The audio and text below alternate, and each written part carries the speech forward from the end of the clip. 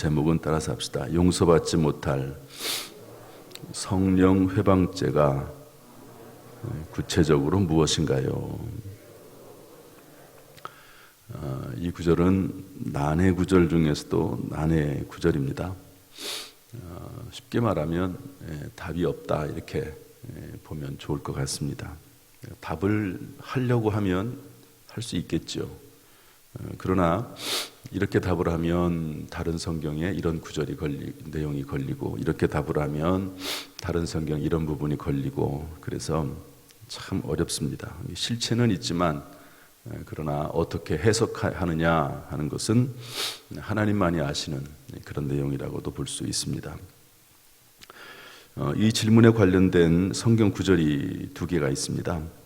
참고로 개역 한글, 옛날 성경이죠. 성령 회방이라고 되어 있는데 개역개정, 우리가 지금 쓰고 있는 성경에는 성령 모독, 성령 거역 이렇게 번역을 바꿔놨습니다. 회방이라는 말이 어렵죠. 그래서 모독, 거역 이렇게 되어 있는데 그래도 어렵습니다. 어쨌든 아까 읽은 말씀이 마태복음 12장 31절 32절 성령을 모독하는 것은 사함을 얻지 못한다. 성령을 거역하면 이 세상에서 용서받지 못하고 어디에서도요? 오는 세상에서도 용서받지 못한다. 마가복음 3장 28절 29절도 한번 읽어보겠습니다. 다 같이 시작.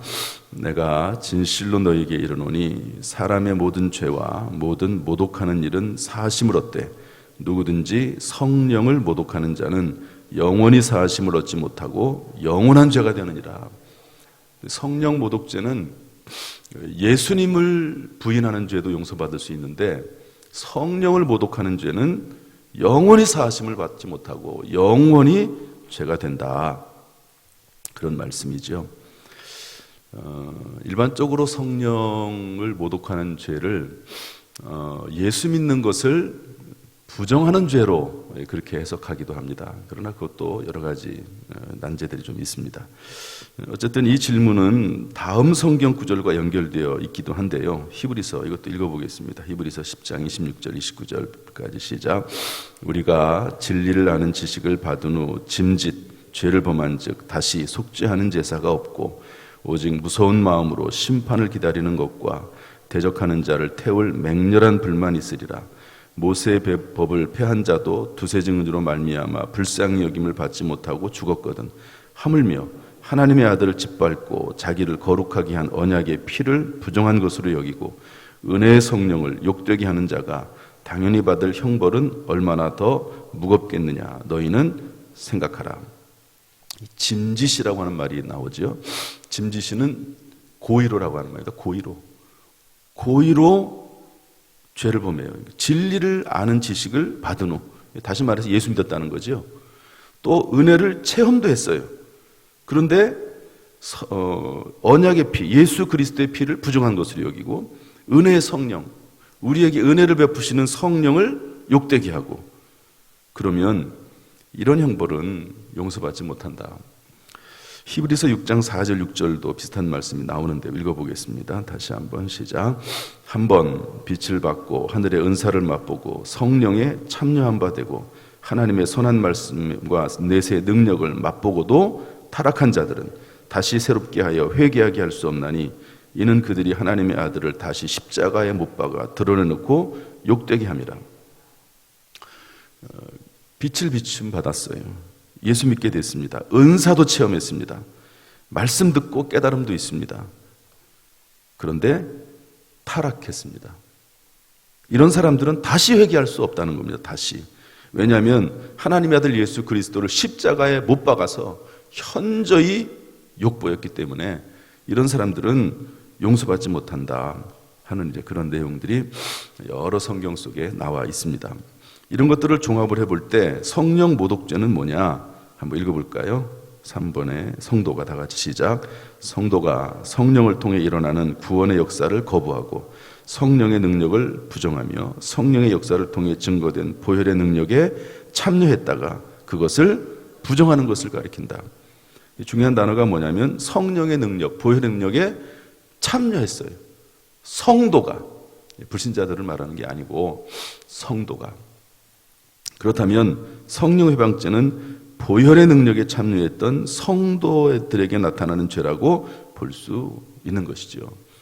예수 믿었다고 하면서 사는 것은 개차반처럼 살고 형편없이 살고 예수 그리스도를 욕되게 하고 은혜 받았다고 하면서 은사 받았다고 하면서 하는 행동은 아주 형편없고 그렇다는 거죠. 이런 사람들은 다시 회개할 수 없다. 그런 내용이라고 볼 수가 있습니다. 이해는 되죠. 아, 그렇지. 그럴 수 있지. 예수 믿는다고 하면서 은혜 받았다고 하면서 그렇게 살면 돼. 말도 안 되지. 그런데 문제는 이런 성경 구절과 다른 성경이 있다는 거예요. 문제는 로마서 우리 8장 29절 30절 읽어보겠습니다. 다 같이 시작. 하나님이 미리 아신 자들을 또한 그 아들의 형상을 본받게 하기 위하여 미리 정하셨으니 이는 그로 많은 형제 중에서 맏아들이 되게 하려 하심이니라. 또 미리 정하신 그들을 또한 부르시고 부르신 그들을 또한 의롭다 하시고 의롭다 하신 그들을 또한 영화롭게 하셨느니라. 여기 미리 아신다, 미리 정하셨다, 미리 부르셨다, 의롭다 하신다, 영화롭게 하신다 5가지의 동사가 나옵니다. 그런데 성경에는 하나님이라고 하는 말이 하나만 딱 붙어 있어요. 하나님이 미리 아셨다. 그런데 성경 원어에는 하나님이 미리 아셨다, 하나님이 미리 정하셨다, 하나님이 부르셨다, 하나님이 의롭다 하셨다, 하나님이 영화롭게 하셨다. 다 들어가 있습니다. 이게 무슨 말일까요? 하나님께서 하나님의 백성들을 미리 아신다는 거죠. 그래서 미리 부르세요. 미리 정하세요. 딱 정해놓습니다. 그리고 부르세요. 의롭다고 하세요. 하나님이 영화롭게 하세요. 무슨 말입니까? 하나님의 강력한 의지로 영화라고 하는 것은 천국을 말합니다. 영화로운 그곳 천국까지 결국에는 하나님께서 이끌어 가신다는 거죠. 결국에는 하나님의 자녀들은, 하나님의 백성들은. 로마서 8장 38절 39절도 비슷한 말씀이 있는데요. 읽어보겠습니다. 시작. 내가 확신하노니 사망이나 생명이나 천사들이나 권세자들이나 현재일이나 장래일이나 능력이나 높음이나 깊음이나 다른 어떤 피조물이라도 우리를 우리 주 그리스도 예수 안에 있는 하나님의 사랑에서 끊을 수 없으리라. 하나님이 놓지 않으신다는 거죠. 하나님의 사랑이 한번 자녀들에게 부음바 됐는데 어떻게 그 사랑이 끊어질 수 있겠느냐. 그래서 이런 말씀까지 가능합니다. 여기 이런 자를 사탄에게 내주었으니 이런 자는 누구냐면 간음자입니다.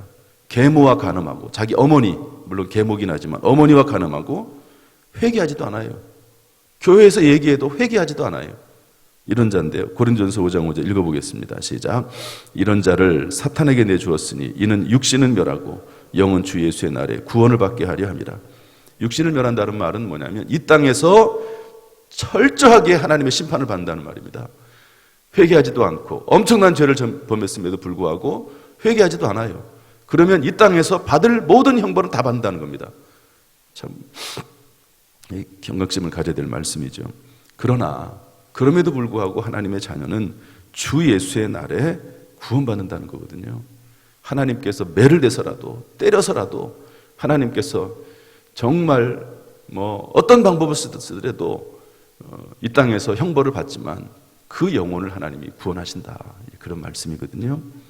이 2가지가 너무 배치가 돼요. 서로 부딪혀요. 이것을 선택하면 이게 걸리고 이것을 선택하면 이게 걸리고. 이 성경은 난제입니다. 정말 난제입니다. 5번. 그렇다면 무엇이 정확한 답일까요? 이것도 한번 읽어보겠습니다. 5번. 실체는 시작. 실체는 분명히 있지만 정확한 답이 없다고 말하는 것이 정확한 답입니다. 성경에서 구체적인 대답을 하지 않으므로 우리는 거기까지만 가야 합니다. 그래서 난해구절 중에서도 난해구절입니다. 지금은 많은 것이 희미합니다. 억지로 풀지 말아야 합니다. 억지로 풀려 하면 2단, 3단이 됩니다. 여러분, 정확히 모른다고 해서 실체가 아닌 것은 아닙니다. 여러분, 태양에 대해서 정확히 아십니까? 잘 모르죠. 그렇다고 태양이 없습니까? 달에 대해서 잘 아시나요? 별에 대해서 잘 아시나요? 얼마나 아십니까? 여러분, 저에 대해서 많이 아세요? 다 아십니까? 그렇다고 제가 없는 게 아닙니다. 하나님에 대해서 우리가 다 알지 못하죠. 그렇다고 하나님이 안 계신가요? 다 모른다고 해서, 성경의 어느 한 구절을 모른다고 해서 우리의 신앙이 뒤로 물러서는 것 아닙니다. 하나님이 살아계시고 예수님 나를 위해 죽으시고 성령께서 지금도 역사하신데, 성경 구절 하나 이해 못한다고 해서 우리의 신앙이 뒤로 물러가거나 문제가 되지 않습니다. 오히려 문제가 되는 것은 이단입니다. 이것을 정확하게 풀으려고 해요. 예를 들어서 이단 교주들은요, 자기가 성령이라고 합니다. 자기가 예수 그리스도라고 하고 자기가 성령이라고 하거든요. 그러면 잘 보십시오. 자기가 성령이에요. 그러면 이 구절을 그대로 적용하면 성령을 회방하는 자, 교주를 회방하는 자는 용서받지 못한다는 겁니다. 얼마나 무서운 해석이 돼버리는 겁니까? 그러니까 이 성경 해석을 이단자들은요, 확실하게 하거든요. 그리고 자기중심적으로 해석을 해버리고 말아요. 그러면 그로 생기는 결과는 엄청납니다. 이단 교주에게 함부로 말을 못해요. 왜냐하면 성령 회방죄가 돼버리거든요. 용서받지 못하는 죄가 됩니다. 이 성경이 정확하게 답을 하지 못하면, 하나님께서 다 이유가 있겠지, 분명히 실체는 있지만 이해를 하지 못할 수도 있겠구나, 이러고 넘어가야지, 너무 정확하게 해석하려고 하고 구체적으로 해석하려고 하고 성경이 말을 하고 있지 않은데, 그러면요 오히려 더 문제가 되고 2단 3단이 되는 것입니다. 고린도전서 13장 12절 말씀 읽어보겠습니다. 다 같이 우리가 시작. 우리가 지금은 거울로 보는 것 같이 희미하나 그때에는 얼굴과 얼굴을 대하여 볼 것이요, 지금은 내가 부분적으로 아나 그때에는 주께서 나를 아신 것 같이 내가 온전히 알리라. 여러분, 이 말을 누가 했냐면 사도 바울이 했습니다. 사도 바울이 하나님의 능력과 은혜와 하나님의 놀라운 역사를 얼마나 많이 체험하고 행했습니까? 셋째 하늘까지 올라갔던 사람입니다. 그런데도 불구하고 우리가 지금은 희미하게 보이나? 사도 바울도 희미한 게 많은데 뭘 100% 성경을 어떻게 다 이해합니까? 제가 베드로후서 3장 16절도 한번 보겠습니다. 베드로후서 3장 16절 시작. 또 그 모든 편지에도 이런 일에 관하여 말하였을 때 그 중에 알기 어려운 것이 더러 있으니 무식한 자들과 굳세지 못한 자들이 다른 성경과 같이 그것도 억지로 풀다가 스스로 멸망에 이르느니라. 잘못하면 멸망한다는 거죠. 어쨌든 이 부분은요, 난해구절 중에 난해구절이고 2000년 동안 이 질문에 대해서 함부로 답을 했다가 낭패를 당한 사람도 많고, 또 그래서 이 질문에 대해서, 이 내용에 대해서 쉽게 대답하지 않는 그런 성경 구절입니다. 그렇다고 해서 교훈이 없는 것은 아닙니다. 성령 회방죄가 우리에게 주는 교훈이 있습니다. 그것은 경각심입니다. 고린도전서 10장 12절 다 같이 읽어보겠습니다. 시작. 그런즉 선줄로 생각하는 자는 넘어질까 조심하라. 로마서 10장 11장 20절 21절 시작. 옳도다. 그들은 믿지 아니함으로 꺾이고 너는 믿음으로 섰느니라. 높은 마음을 품지 말고 도리어 두려워하라. 하나님이 원가지들도 아끼지 아니하신즉 너희도 아끼지 아니하시리라. 원가지는 이스라엘 사람들을 말하거든요. 이스라엘 사람들이 예수 안 믿잖아요. 원가지들도 아끼지 않았듯이, 물론 나중에 다시 이스라엘 사람들이 다 돌아옵니다. 로마서 9장, 10장, 11장에 나온 내용입니다. 너희도 아끼지 아니하리라. 따라서 조심해라. 두려워해라. 따라서 조심해라. 두려워해라. 스스로 손을 얹고 조심하자. 두려워하자. 경각심에 대한 내용입니다. 여기서 받을 수 있는 가장 확실하고도, 그리고 어떻게 말을 해도 문제가 되지 않는 내용은 뭐냐면, 성령 회방죄가 도대체 뭔지는 잘 모르겠다. 그러나 실체는 있다. 두려워해야 된다. 조심해야 된다. 여기까지, 이 정도까지 하는 것이 가장 합당한 답이 될 수 있다고 봅니다. 결론입니다. 사랑하는 성도 여러분, 예수가 내 안에 있는지 늘 확인하고 점검하십시오. 예수가 내 안에 있으면 생명이 있습니다. 그리고 그 생명이 내 안에 있는 한 우리는 멸망하지 않습니다. 내 의지와 내 힘이 아니라 내 안에 있는 예수 그리스도의 생명이, 그 생명의 힘과 사랑이 우리를 영원한 나라에까지 인도하는 거거든요. 여러분, 어린아이가 아빠 엄마 손을 잡고 가면 무서운 밤길을 담대히 갑니다. 모든 것을 엄마 아빠에게 맡기고 자기는 뛰어놀기만 하면 되는 겁니다. 그러지 않습니까? 그런 것처럼 생명 되신 예수 그리스도께서 내 안에 있는지 계속해서 확인하고 또 확인하고 성령님과 동행하고 예수님과 함께하는 것이죠. 너희 안에 성령이 있는가 확인하라 그랬습니다.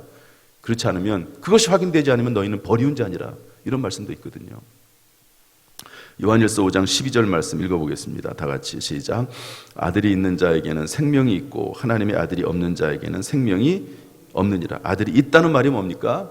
과거에 있었다는 말이 아니죠. 현재 내 안에 내 아들이 있느냐, 예수 그리스도가 있느냐 하는 것이죠. 요한복음 3장 16절 다 같이 읽습니다. 시작. 하나님이 세상을 이처럼 사랑하사 독생자를 주셨으니 이는 그를 믿는 자마다 멸망하지 않고 영생을 얻게 하려 하심이라. 그를 믿는 자, 현재 진행형입니다.